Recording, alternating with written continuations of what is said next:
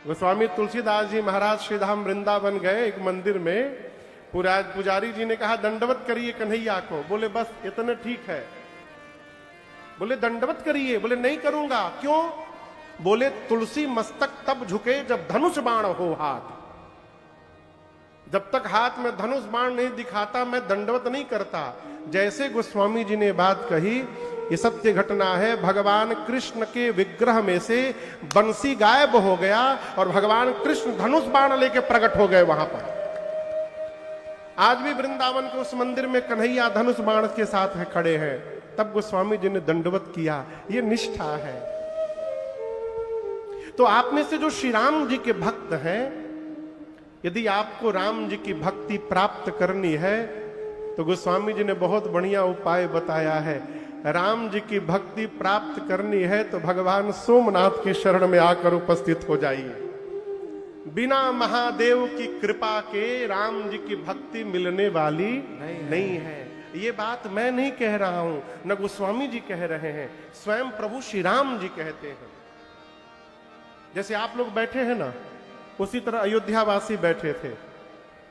राम जी सबके सामने खड़े हैं।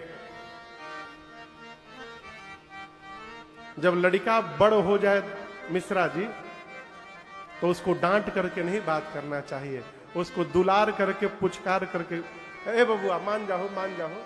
हमारे यहाँ दाढ़ी छू करके समझाया जाता है बड़े बच्चों को, ए बाबू मान जाओ मान जा। इसी भाव में राम जी अपनी प्रजा से कह रहे हैं। आप कल्पना कर सकते हैं भगवान अपनी प्रजा के सामने हाथ जोड़ के खड़े हैं, कल्पना कर सकते हैं। लेकिन राम जी खड़े हैं, अपनी बड़ी संतान अपनी प्रजा को समझा रहे हैं। क्या राम जी कहते हैं, और एक गुप्त मत, और एक गुप्त मत मैं सब ही कहूं कर जो। राम जी कहते मैं हाथ जोड़ के बताना चाहता हूं। क्या? शंकर भजन बिना नर भगति न पावे मोह। राम जी ने क्लियर कर दिया, बिना शंकर जी का भजन किए राम जी की भक्ति प्राप्त होने वाली नहीं है। इसलिए राम जी की भक्ति चाहिए तो खूब बाबा की पूजा करिए। बाबा प्रसन्न होंगे तो राम जी की भक्ति प्रदान कर देंगे।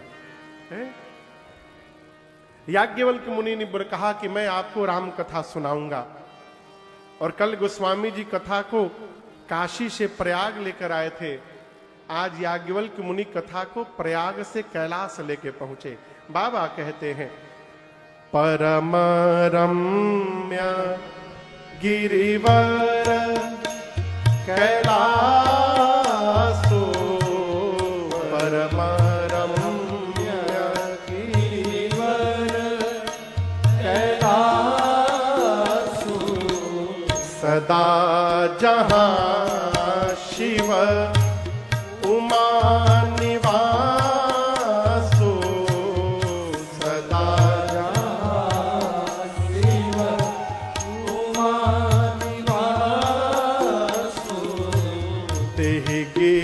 पर पट बिटप विशाला, गिरि पर पट बिटप विशाला, नित नूतन सुंदर सब काला, नित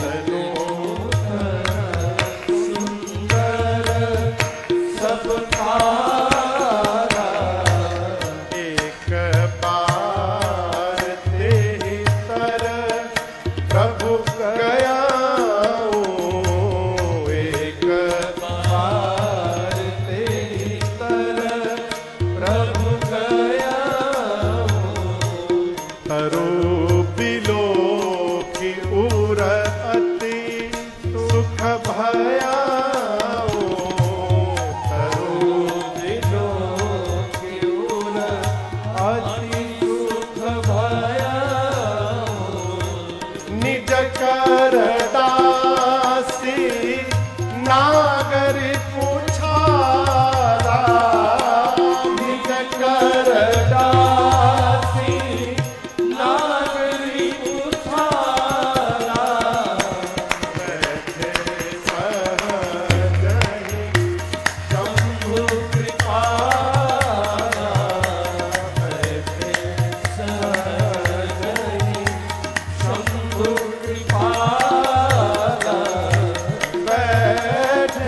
सहज ही शंभु कृपाला बैठे सहज ही शंभु कृपाला।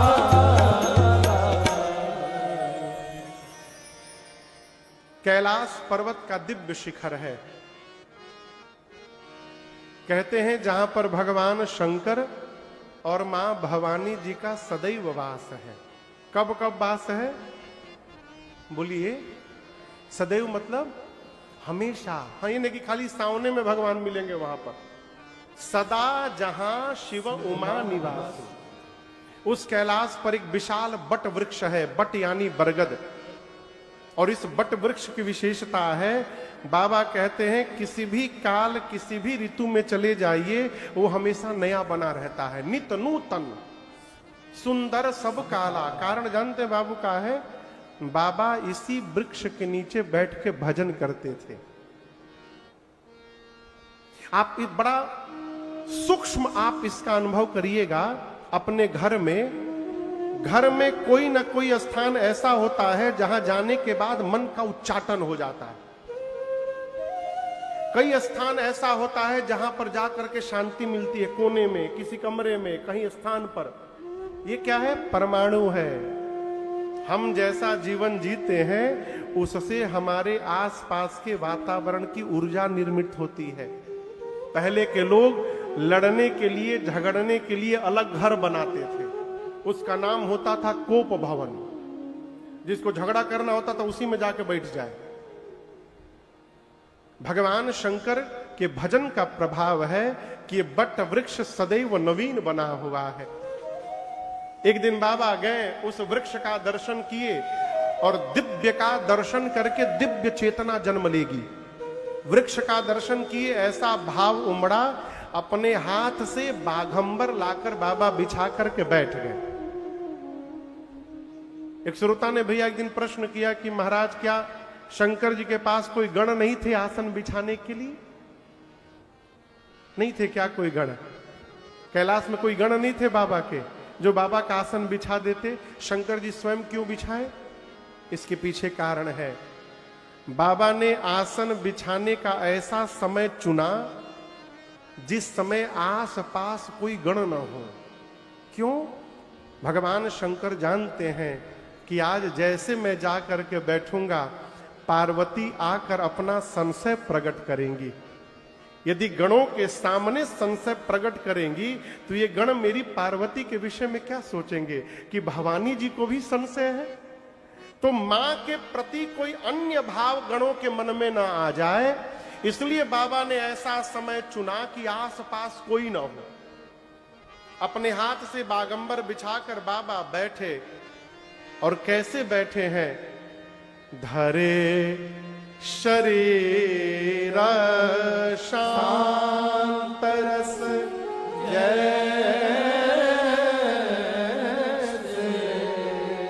जैसे मानो शांत रस ने ही अवतार ले लिया हो, परम शांत होकर। जीवन में शांत हो जाने के बाद कुछ करना शेष नहीं रहता है। शांत मन से ही श्रेष्ठ लक्ष्य की प्राप्ति हो सकती है। शरीर शांत नहीं, मन शांत। इतने सारे लोग बैठे हैं, क्या सबका मन भी कथा में होगा? हो सकता है किसी का मन शाम के डिनर पर हो, आज का बनेगा रात में भोजन में। शरीर बैठा है पंडाल में, मन बाहर भटक रहा है। मन शांत होगा तो शरीर अपने आप शांत होगा। बाबा परम शांत होकर के विराजमान हुए। मां पार्वती ने भगवान शिव के स्वरूप को देखा। देखिए, पति के चेहरे पर शांति दिखाई पड़े तो पति से अधिक आनंद पत्नी को प्राप्त होता है। मां ने बाबा के इस स्वरूप का दर्शन